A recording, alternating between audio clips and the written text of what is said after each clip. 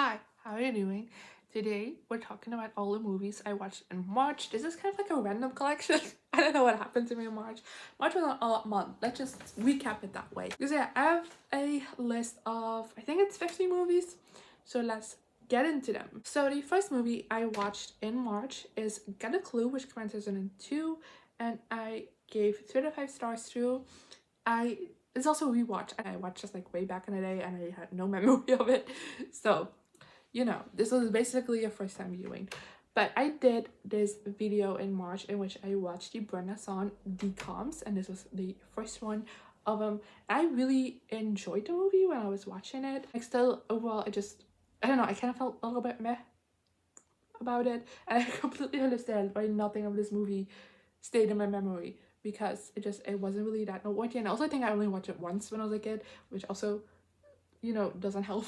Then next I watched Stuck in the Suburbs, which came out in 2004, and I gave 4 out of 5 stars to, again, for the Renaissance decom video, which I'll leave, it probably already popped up at the top, so you can watch it if you click that and watch it if you want to. It's a really fun video. But I honestly, I had so much fun with this movie, and I can, this is very cheesy and very like Wattpad, but I eat that shit up. So I don't care. I had so much fun with it. Okay, so we immediately pivot with the next movie in a very different direction, and that's Us, which comes in 2019. I give 4 out of 5 stars to. Now, while I'm saying this, I do need to add the preface that I do rate movies on like its own, its own merits. So when I say that Us and Stuck in the Suburbs have the same rating, I don't mean that they're like equally good, like Stuck in the Suburbs is a 4-star decom.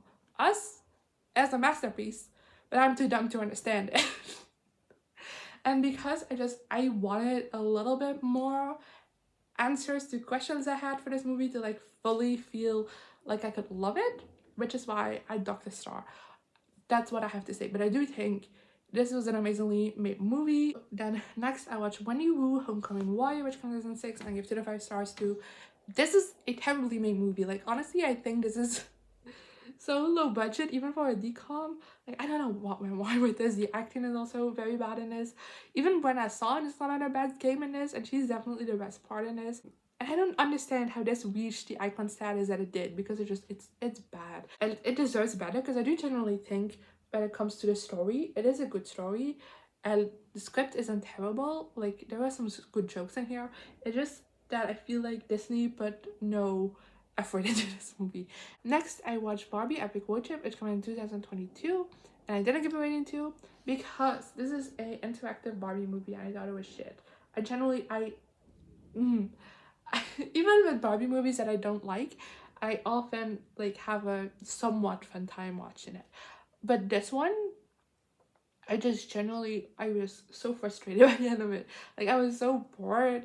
And originally when I watched this, I was planning on going back and like making different choices and seeing what that would do. But I didn't do that because I wasn't bothered anymore. Like, I couldn't care less anymore. And the reason I didn't give this a rating is because I can recognize that this would be a very fun experience for kids. And I'm not the person that this was made for. Then next, I watched 28 Days, which went 2000, and I gave 3 stars to. This one is just one that Netflix kept recommending to me, so I just caved and clicked it. And I don't know, my thoughts on this movie are a bit all over the place, but I think that's the movie's fault.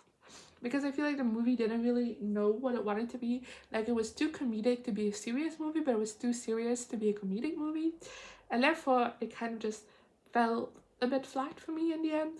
Then next, I watched Ocean's 8, which comes in 2018, and I gave 4 out of 5 stars to.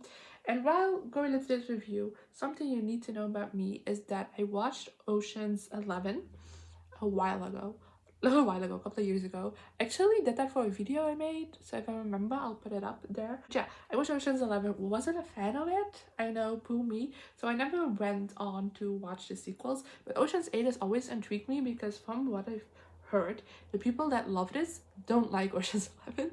So it always has been at the top of my mind to watch. And I really like this. I don't think like it is a very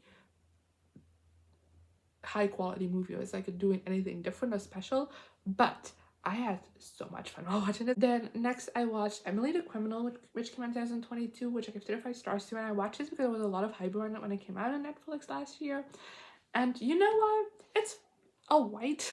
It wasn't a good movie, it wasn't a bad movie, kind of just like exists in this middle plane where I was interested the entire way through. I kept my attention the entire way through, but it's not like something I'm gonna remember a lot about or I'm gonna ever want to revisit or anything. Then next I watched Zola, which went 2020, and I gave 2 to 5 stars to. Again, it is one that I wanted to watch because I've heard a lot of great things about it, and it didn't work for me. And there isn't like anything really particular about it. It's just kind of in a way that it was shot and how it was like very artsy at times.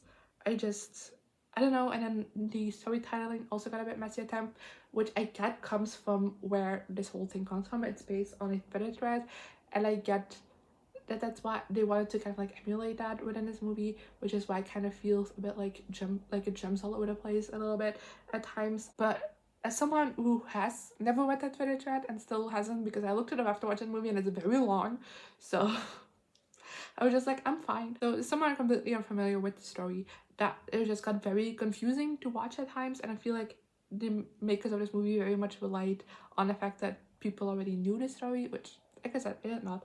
Then next I watched Ghostbusters 2016, which I gave 35 stars to, because you know what? I also didn't like Ghostbusters, so I thought after Ocean's 8 being a success, this might as well, but it's not. People are right, this is a terrible movie.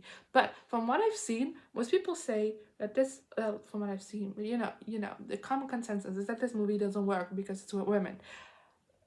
But like everything in this movie is good except the script. Like that's the only issue this movie has, is that it has a terrible script, which, you know, brings it down very much because you need a good script, or at least a decent script to make it work. But I think these actors are great and they have great chemistry together. I really like the dynamics together, and honestly the few times I giggled is just purely because of these actors' deliveries. I think the story concept is good and I kind of like the visuals as well. Then next I watched Austenland, which went 2013, and I give 2 to 5 stars to. This movie sounds right up my alley, like come on. This was not. It was really not. And I can't really tell you why. Well, no, I can tell you why. It's because the romance just didn't work for me. I didn't think it was really that developed well. I also saw the twist coming from miles away. It was really obvious in my opinion. So that also made it a little bit less fun. And yeah, I just also wasn't really the biggest fan of the main character. I thought she was like very bland. Then next I watched It's Complicated, which went 2009, and I give 2 to 5 stars to. And I'm just gonna read you my letterboxd review because that just perfectly sums up my thoughts. Honestly, my thoughts on this movie could easily be summed up as needed more Steve Martin, way less Alec Baldwin, and I truly don't know what else to say. Then next, I watched Failure to Launch, which went 2006, and I give 1 of 5 stars to. This just was criminally bland, as I say in my letterboxd review. You can look it up. I thought the actors had TV chemistry with each other. The comedy of this movie is just a male lead and one of his best friends constantly just physically getting hurt, with the male lead mainly being injured by animals, like bitten by animals, and that's not funny. And there was an attempt at emotional depth, but it came out of nowhere and I just didn't think it really worked. Then next I watched Bombshell, which went 2019, and I gave 2 to 5 stars to. This is another one where I feel like I don't know how to feel about it because the movie doesn't know how it wants me to feel. I feel like when it came to this movie, I don't think it knew an audience, because I feel like it's very pro-Fox to be for anti-Fox people. But then I also don't think any people who are like really big fan of Fox News would watch a movie about like one of the head guys at Fox News sexually assaulting women. So I don't really know where this went on. Then lastly for today we have Barbie Skipper and the Big Babysitting Adventure, which went in 2023, and I give 1 of 5 stars to. This is the most recent Barbie movie. And I really didn't like this one, which is a shame because I love Skipper. So I was very excited for her to get her own movie, but I didn't like it. I just feel like the plot was very unrealistic and I just constantly kept going, that would never happen like that. And then also just like the antagonist was just very cartoonish and unrealistic and very annoying, and I wasn't a fan of her. Yeah, I wasn't a fan of this movie at all. Anyway, that was everything I have for you today. Let me know in the comments what you thought of these movies, if you watched them, as well as some of the movies you watched in March. And then I guess I'll see you next time. Here I am again, the same old situation. Why does the God thing have to be so complicated? Should've played